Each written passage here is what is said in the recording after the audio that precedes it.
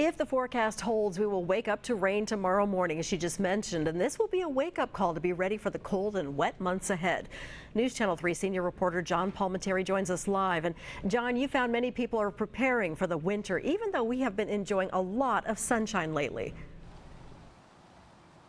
And what we've seen is the creeks are holding, the hills are stabilized right now, but the weather is definitely changing. And they say the best time to prepare for bad weather is when you have good weather.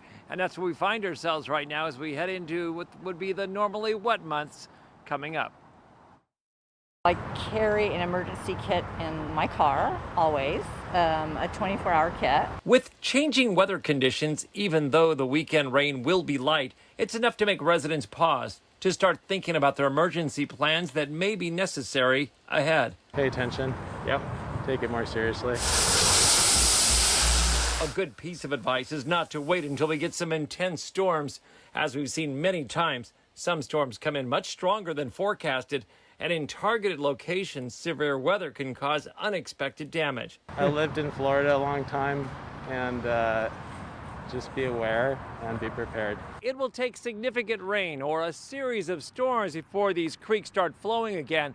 But what we can tell right now is just how cleared out our waterways are prior to the winter season. For months following the 2018 Montecito mud flow, heavy equipment was used to clear out the debris basins and creeks to increase capacity and brace the front country communities from heavy storms if they should come. I think that the county's done a very good job of taking care of the hazard. I think that they've done an excellent job. It's still to be seen that the hills will hold, but they have shown when fully saturated and hit with hard rains, there are problems. Well, I think most of the relatively loose stuff came down with the last big mudslide. On the other hand, it also took down whatever vegetation there was, and so there has been some regrowth. In areas where we've seen new parklets and patios outside, business owners will get their test against windy, wet, and gloomy weather to see if they're braced enough and also if customers feel comfortable eating outside in the fall conditions. And what they like to say is that if we get 2 inches of continuous rain, that takes us out of what would be the dry weather pattern and put us into a wet weather pattern, and we're far from that.